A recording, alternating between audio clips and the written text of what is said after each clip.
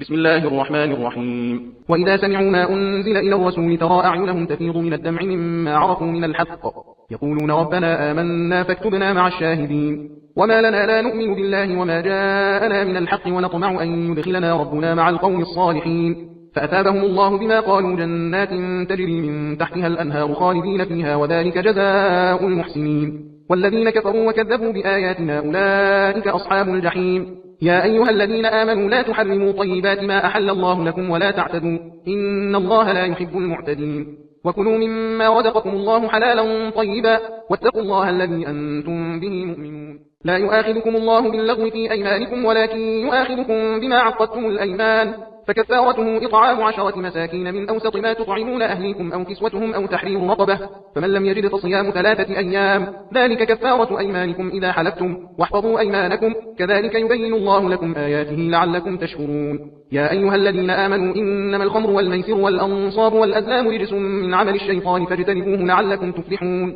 إنما يريد الشيطان أن يوقع بينكم العداوة والبغضاء في الخمر والميسر ويصدكم عن ذكر الله وعن الصلاة فهل أنتم منتهون. وأطيعوا الله وأطيعوا الرسول واحذروا فإن توليتم فاعلموا أنما على رسولنا البلاغ المبين. ليس على الذين آمنوا وعملوا الصالحات جناح فيما طعموا إذا ما اتقوا وآمنوا وعملوا الصالحات ثم اتقوا وآمنوا ثم اتقوا وأحسنوا والله يحب المحسنين. يا أيها الذين آمنوا ليبلونكم الله بشيء من الصيد تناله أيديكم ورماحكم ليعلم الله من يخافه بالغيب فمن اعتدى بعد ذلك فله عذاب أليم. يا أيها الذين آمنوا لا تقتلوا الصيد وأنتم حرم ومن قتله منكم متعمدا فجزاء مثل ما قتل من النعم يحكم به ذوى عدل منكم هديا بالغ الكعبة أو كفارة طعام مساكين أو عدل ذلك صياما ليذوق وبال أمره عفى الله عما سلف ومن عاد فينتقم الله منه والله عزيز ذو انتقام. أحل لكم صيد البحر وطعامه متاعا لكم وللسيارة وحرم عليكم صيد البر ما دمتم حرما واتقوا الله الذي إليه تحشرون. جعل الله الكعبة البيت الحرام قياما للناس والشهر الحرام والهدي والقلائد ذلك لتعلموا أن الله يعلم ما في السماوات وما في الأرض وأن الله بكل شيء عليم. اعلموا أن الله شديد العقاب وأن الله غفور رحيم. ما على الرسول إلا البلاغ والله يعلم ما تبدون وما تكتمون. قل لا يستوي الخبيث والطيب ولو أعجبك كثرة الخبيث فاتقوا الله يا أولي الألباب لعلكم تفلحون. يا أيها الذين آمنوا لا تسألوا عن أشياء إن تبد لكم تسؤكم وإن تسألوا عنها حين ينزل القرآن تبد لكم عفى الله عنها والله غفور حليم. قد سألها قوم من قبلكم ثم أصبحوا بها كافرين. ما جعل الله من بحيرة ولا سائبة ولا وصيلة ولا حام ولكن الذين كفروا يفترون على الله الكذب وأكثرهم لا يعقلون. وإذا قيل لهم تعالوا إلى ما أنزل الله وإلى الرسول قالوا حسبنا ما وجدنا عليه آباءنا أولو كان آباؤهم لا يعلمون شيئا ولا يهتدون. يا أيها الذين آمنوا عليكم أنفسكم لا يضركم من ضل إذا اهتديتم إلى الله مرجعكم جميعا فينبئكم بما كنتم تعملون. يا أيها الذين آمنوا شهادة بينكم إذا حضر أحدكم الموت حين الوصية 2 ذوى عدل منكم أو آخران من غيركم إن أنتم ضربتم في الأرض فأصابتكم مصيبة الموت تحبسونهما من بعد الصلاة فيقسمان بالله إن ارتبتم لا نشتري به ثمنا ولو كان ذا قربى ولا نكتم شهادة الله إنا إذا لمن الآثمين. فإن عثر على أنهما استحقا إثما فآخران يقومان مقامهما من الذين استحق عليهم الأوليان فيقسمان بالله لشهادتنا أحق من شهادتهما وما اعتدينا إنا إذا لمن الظالمين. ذلك أدنى أن يأتوا بالشهادة على وجهها أو يخافوا أن ترد أيمان بعد أيمانهم واتقوا الله واسمعوا والله لا يهدي القوم الفاسقين. يوم يجمع الله الرسل فيقول ماذا أجبتم قالوا لا علم لنا إنك أنت علام الغيوب.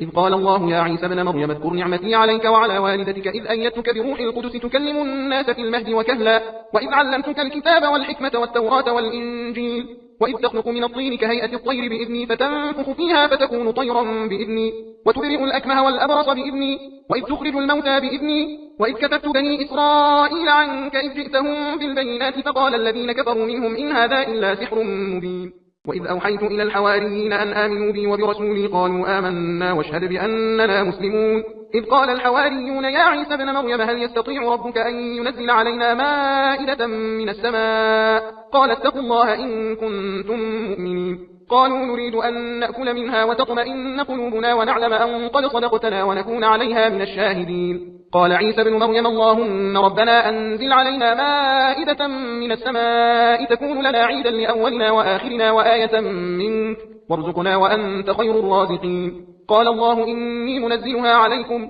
فمن يكفر بعد منكم فإني أعذبه عذابا لا أعذبه أحدا من العالمين. وإذ قال الله يا عيسى بن مريم أأنت قلت للناس اتخذوني وأمي إلهين من دون الله قال سبحانك ما يكون لي أن أقول ما ليس لي بحق إن كنت قلته فقد علمته تعلم ما في نفسي ولا أعلم ما في نفسك إنك أنت علام الغيوب. ما قلت لهم إلا ما أمرتني به أن يعبدوا الله ربي وربكم وكنت عليهم شهيدا ما دمت فيهم فلما توفيتني كنت أنت الرقيب عليهم وأنت على كل شيء شهيد. إن تعذبهم فإنهم عبادك وإن تغفر لهم فإنك أنت العزيز الحكيم. قال الله هذا يوم ينفع الصادقين صدقهم لهم جنات تجري من تحتها الأنهار خالدين فيها أبدا رضي الله عنهم ورضوا عنه ذلك الفوز العظيم. لله ملك السماوات والأرض وما فيهن وهو على كل شيء قدير. सबील Quran pro app completely free. अब कुरान पढ़ें, सुने, देखें, क्विज खेलें, कुरानी सफर को प्लान करें और ट्रैक करें।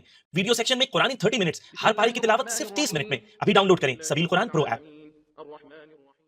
بسم الله الرحمن الرحيم. الحمد لله الذي خلق السماوات والأرض وجعل الظلمات والنور ثم الذين كفروا بربهم يعدلون. هو الذي خلقكم من طين ثم قضى أجلا وأجل مسمى عنده ثم أنتم تمترون. وهو الله في السماوات وفي الأرض يعلم سركم وجهركم ويعلم ما تكسبون وما تأتيهم من آية من آيات ربهم إلا كانوا عنها معرضين. فقد كذبوا بالحق لما جاءهم فسوف يأتيهم أنباء ما كانوا به يستهزئون. ألم يروا كم أهلكنا من قبلهم من قرن مكناهم في الأرض ما لم نمكن لكم وأرسلنا السماء عليهم مدرارا وجعلنا الأنهار تجري من تحتهم فأهلكناهم بذنوبهم وأنشأنا من بعدهم قرنا آخرين. ولو نزلنا عليك كتابا في قرطاس فلمسوه بأيديهم لقال الذين كفروا إن هذا إلا سحر مبين. وقالوا لولا أنزل عليه ملك ولو أنزلنا ملكا لقضي الأمر ثم لا ينظرون. ولو جعلناه ملكا لجعلناه رجلا وللبسنا عليهم ما يلبسون.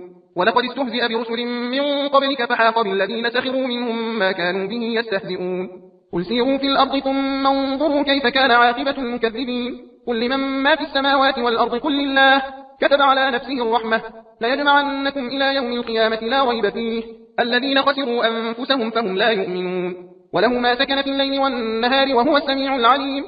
قل أغير الله أتخذ وليا فاطر السماوات والأرض وهو يطعم ولا يطعم. قل إني أمرت أن أكون أول من أسلم ولا تكونن من المشركين. قل إني أخاف إن عصيت ربي عذاب يوم عظيم. من يصرف عنه يومئذ فقد رحمه وذلك الفوز المبين. وإن يمسسك الله بضر فلا كاشف له إلا هو وإن يمسسك بخير فهو على كل شيء قدير وهو القاهر فوق عباده وهو الحكيم الخبير. قل أي شيء أكبر شهادة قل الله شهيد بيني وبينكم وأوحي إلي هذا القرآن لأنذركم به ومن بلغ أئنكم لتشهدون أن مع الله آلهة أخرى قل لا أشهد قل إنما هو إله واحد وإنني بريء مما تشركون. الذين آتيناهم الكتاب يعرفونه كما يعرفون أبناءهم الذين خسروا أنفسهم فهم لا يؤمنون. ومن أظلم ممن افترى على الله كذبا أو كذب بآياته إنه لا يفلح الظالمون. ويوم نحشرهم جميعا ثم نقول للذين أشركوا أين شركاؤكم الذين كنتم تزعمون ثم لم تكن فتنتهم إلا أن قالوا والله ربنا ما كنا مشركين. انظر كيف كذبوا على أنفسهم وضل عنهم ما كانوا يفترون. ومنهم من يستمع إليك وجعلنا على قلوبهم أكنة أن يفقهوه وفي آذانهم وقرا وإن يروا كل آية لا يؤمنوا بها حتى إذا جاءوك يجادلونك يقول الذين كفروا إن هذا إلا أساطير الأولين. وهم ينهون عنه وينأون عنه وإن يهلكون إلا أنفسهم وما يشعرون. ولو ترى إذ وقفوا على النار فقالوا يا ليتنا نرد ولا نكذب بآيات ربنا ونكون من المؤمنين بل بدا لهم ما كانوا يخفون من قبل ولو ردوا لعادوا لما نهوا عنه وإنهم لكاذبون. وقالوا إن هي إلا حياتنا الدنيا وما نحن بمبعوثين. ولو ترى إذ وقفوا على ربهم قال أليس هذا بالحق قالوا بلى وربنا قال فذوقوا العذاب بما كنتم تكفرون. قد خسر الذين كذبوا بلقاء الله حتى إذا جاءتهم الساعة بغتة قالوا يا حسرتنا على ما فرطنا فيها وهم يحملون أوزارهم على ظهورهم ألا ساء ما يزرون. وما الحياة الدنيا إلا لعب وله وللدار الآخرة خير للذين يتقون أفلا تعقلون. قد نعلم إنه ليحزنك الذي يقولون فإنهم لا يكذبونك ولكن الظالمين بآيات الله يجحدون ولقد كذبت رسل من قبلك فصبروا على ما كذبوا وأوذوا حتى أتاهم نصرنا ولا مبدل لكلمات الله ولقد جاءك من نبأ المرسلين وإن كان كبر عليك إعراضهم فإن استطعت أن تبتغي نفقا في الأرض أو سلما في السماء فتأتيهم بآية ولو شاء الله لجمعهم على الهدى فلا تكونن من الجاهلين إنما يستجيب الذين يسمعون والموتى يبعثهم الله ثم إليه يرجعون وقالوا لولا نزل عليه آية من ربه قل إن الله قادر على أن ينزل آية ولكن أكثرهم لا يعلمون وما من دابة في الأرض ولا طائر يطير بجناحيه إلا أمم أمثالكم ما فرطنا في الكتاب من شيء ثم إلى ربهم يحشرون والذين كذبوا بآياتنا صم وبكم في الظلمات من يشاء الله يضلله ومن يشاء يجعله على صراط مستقيم قل أرأيتكم إن أتاكم عذاب الله أو أتتكم الساعة أغير الله تدعون إن كنتم صادقين بل إياه تدعون فيكشف ما تدعون إليه إن شاء وتنسون ما تشركون ولقد أرسلنا إلى أمم من قبلك فأخذناهم بالبأساء والضراء لعلهم يتضرعون فلولا إذ جاءهم بأسنا تضرعوا ولكن قست قلوبهم وزين لهم الشيطان ما كانوا يعملون فلما نسوا ما ذكروا به فتحنا عليهم أبواب كل شيء حتى إذا فرحوا بما أوتوا أخذناهم بغتة فإذا هم مبلسون فقطع دابر القوم الذين ظلموا والحمد لله رب العالمين قل أرأيتم إن أخذ الله سمعكم وأبصاركم وختم على قلوبكم من إله غير الله يأتيكم به انظر كيف نصرف الآيات ثم هم يصدفون قل أرأيتكم إن أتاكم عذاب الله بغتة أو جهرة هل يهلك إلا القوم الظالمون وما نرسل المرسلين إلا مبشرين ومنذرين فمن آمن وأصلح فلا خوف عليهم ولا هم يحزنون والذين كذبوا بآياتنا يمسهم العذاب بما كانوا يفسقون قل لا أقول لكم عندي خزائن الله ولا أعلم الغيب ولا أقول لكم إني ملك إن أتبع إلا ما يوحى إلي قل هل يستوي الأعمى والبصير أفلا تتفكرون وأنذر به الذين يخافون أن يحشروا إلى ربهم ليس لهم من دونه ولي ولا شفيع لعلهم يتقون ولا تطرد الذين يدعون ربهم بالغداة والعشي يريدون وجهه ما عليك من حسابهم من شيء وما من حسابك عليهم من شيء فتطردهم فتكون من الظالمين وكذلك فتنا بعضهم ببعض ليقولوا أهؤلاء من الله عليهم من بيننا أليس الله بأعلم بالشاكرين وإذا جاءك الذين يؤمنون بآياتنا فقل سلام عليكم كتب ربكم على نفسه الرحمة أنه من عمل منكم سوءا بجهالة ثم تاب من بعده وأصلح فأنه غفور رحيم وكذلك نفصل الآيات ولتستبين سبيل المجرمين قل إني نهيت أن أعبد الذين تدعون من دون الله قل لا أتبع أهواءكم قد ضللت إذا وما أنا من المهتدين قل إني على بينة من ربي وكذبتم به ما عندي ما تستعجلون به إن الحكم إلا لله يقص الحق وهو خير الفاصلين قل لو أن عندي ما تستعجلون به لقضي الأمر بيني وبينكم والله أعلم بالظالمين وعنده مفاتح الغيب لا يعلمها إلا هو ويعلم ما في البر والبحر وما تسقط من ورقة إلا يعلمها ولا حبة في ظلمات الأرض ولا رطب ولا يابس إلا في كتاب مبين وهو الذي يتوفاكم بالليل ويعلم ما جرحتم بالنهار ثم يبعثكم فيه ليقضى أجل مسمى ثم إليه مرجعكم ثم ينبئكم بما كنتم تعملون وهو القاهر فوق عباده ويرسل عليكم حفظة حتى إذا جاء أحدكم الموت توفته رسلنا وهم لا يفرطون ثم ردوا إلى الله مولاهم الحق ألا له الحكم وهو أسرع الحاسبين قل من ينجيكم من ظلمات البر والبحر تدعونه تضرعا وخفية لئن أنجانا من هذه لنكونن من الشاكرين قل الله ينجيكم منها ومن كل كرب ثم أنتم تشركون قل هو القادر على أن يبعث عليكم عذابا من فوقكم أو من تحت أرجلكم أو يلبسكم شيعا ويذيق بعضكم بأس بعض انظر كيف نصرف الآيات لعلهم يفقهون وكذب به قومك وهو الحق قل لست عليكم بوكيل لكل نبأ مستقر وسوف تعلمون وإذا رأيت الذين يخوضون في آياتنا فأعرض عنهم حتى يخوضوا في حديث غيره وإما ينسينك الشيطان فلا تقعد بعد الذكرى مع القوم الظالمين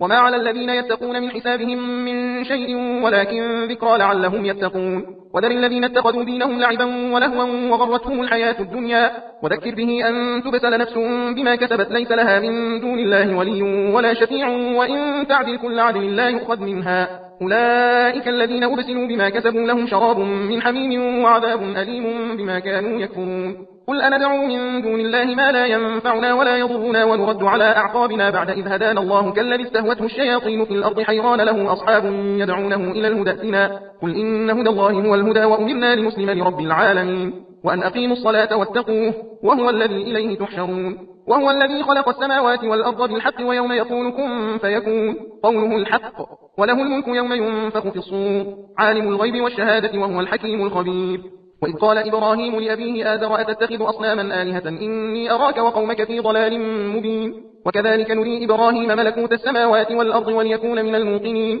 فلما جن عليه الليل رأى كوكبا قال هذا ربي فلما أفل قال لا أحب الآفلين فلما رأى القمر بازغا قال هذا ربي فلما أفل قال لئن لم يهدني ربي لأكونن من القوم الضالين فلما رأى الشمس بازغة قال هذا ربي هذا أكبر فلما أفلت قال يا قوم إني بريء مما تشركون إني وجهت وجهي للذي فطر السماوات والأرض حنيفا وما أنا من المشركين وحاجه قومه قال أتحاجوني في الله وقد هدان ولا أخاف ما تشركون به إلا أن يشاء ربي شيئا وسع ربي كل شيء علما أفلا تتذكرون وكيف أخاف ما أشركتم ولا تخافون أنكم أشركتم بالله ما لم ينزل به عليكم سلطانا فأي الفريقين أحق بالأمن إن كنتم تعلمون الذين آمنوا ولم يلبسوا إيمانهم بظلم أولئك لهم الأمن وهم مهتدون وتلك حجتنا آتيناها إبراهيم على قومه نرفع درجات من نشاء إن ربك حكيم عليم ووهبنا له إسحاق ويعقوب كلا هدينا ونوحا هدينا من قبل ومن ذريته داود وسليمان وأيوب ويوسف وموسى وهارون وكذلك نجزي المحسنين وزكريا ويحيى وعيسى وإلياس كل من الصالحين وإسماعيل واليسع ويونس ولوطا وكلا فضلنا على العالمين ومن آبائهم وذرياتهم وإخوانهم واجتبيناهم وهديناهم إلى صراط مستقيم ذلك هدى الله يهدي به من يشاء من عباده ولو أشركوا لحبط عنهم ما كانوا يعملون أولئك الذين آتيناهم الكتاب والحكم والنبوة فإن يكفر بها هؤلاء فقد وكلنا بها قوما ليسوا بها بكافرين أولئك الذين هدى الله فبهداه مقتده قل لا أسألكم عليه أجرا إن هو إلا ذكرى للعالمين وما قدر الله حق قدره إذ قالوا ما أنزل الله على بشر من شيء قل من أنزل الكتاب الذي جاء به موسى نورا وهدى للناس تجعلونه قراطيس تبدونها وتخفون كثيرا وعلمتم ما لم تعلموا أنتم ولا آباؤكم قل الله ثم ذرهم في خوضهم يلعبون وهذا كتاب أنزلناه مبارك مصدق الذي بين يديه ولتنذر أم القرى ومن حولها والذين يؤمنون بالآخرة يؤمنون به وهم على صلاتهم يحافظون ومن أظلم ممن افترى على الله كذبا أو قال أوحي إلي ولم يوحى إليه شيء ومن قال سأنزل مثل ما أنزل الله ولو ترى إذ الظالمون في غمرات الموت والملائكة باسطوا أيديهم أخرجوا أنفسكم اليوم تجزون عذاب الهون بما كنتم تقولون على الله غير الحق وكنتم عن آياته تستكبرون ولقد جئتمونا فرادا كما خلقناكم أول مرة وتركتم ما خولناكم وراء ظهوركم وما نرى معكم شفعاءكم الذين زعمتم أنهم فيكم شركاء لقد تقطع بينكم وضل عنكم ما كنتم تزعمون إن الله فارق الحب والنوى يخرج الحي من الميت ومخرج الميت من الحي ذلكم الله فأنا تؤفكون فارق الإصباح وجعل الليل سكنا والشمس والقمر حسبانا ذلك تقدير العزيز العليم وهو الذي جعل لكم النجوم لتهتدوا بها في ظلمات البر والبحر قد فصلنا الآيات لقوم يعلمون وهو الذي أنشأكم من نفس واحدة فمستقر ومستودع قد فصلنا الآيات لقوم يفقهون وهو الذي أنزل من السماء ماء فأخرجنا به نبات كل شيء فأخرجنا منه خضرا نخرج منه حبا متراكبا ومن النخل من طلعها قنوان دانية وجنات من أعناب والزيتون والرمان مشتبها وغير متشابه انظروا إلى ثمره إذا أثمر وينعه إن في ذلكم لآيات لقوم يؤمنون وجعلوا لله شركاء الجن وخلقهم وخرقوا له بنين وبنات بغير علم سبحانه وتعالى عما يصفون بديع السماوات والأرض أنى يكون له ولد ولم تكن له صاحبة وخلق كل شيء وهو بكل شيء عليم ذلكم الله ربكم لا إله إلا هو خالق كل شيء فاعبدوه وهو على كل شيء وكيل لا تدركه الأبصار وهو يدرك الأبصار وهو اللطيف الخبير قد جاءكم بصائر من ربكم فمن أبصر فلنفسه ومن عمي فعليها وما أنا عليكم بحفيظ وكذلك نصرف الآيات وليقولوا درست ولنبينه لقوم يعلمون اتبع ما أوحي إليك من ربك لا إله إلا هو وأعرض عن المشركين ولو شاء الله ما أشركوا وما جعلناك عليهم حفيظا وما أنت عليهم بوكيل ولا تسبوا الذين يدعون من دون الله فيسبوا الله عدوا بغير علم كذلك زينا لكل أمة عملهم ثم إلى ربهم مرجعهم فينبئهم بما كانوا يعملون وأقسموا بالله جهد أيمانهم لئن جاءتهم آية ليؤمنن بها قل إنما الآيات عند الله وما يشعركم أنها إذا جاءت لا يؤمنون ونقلب أفئدتهم وأبصارهم كما لم يؤمنوا به أول مرة ونذرهم في طغيانهم يعمهون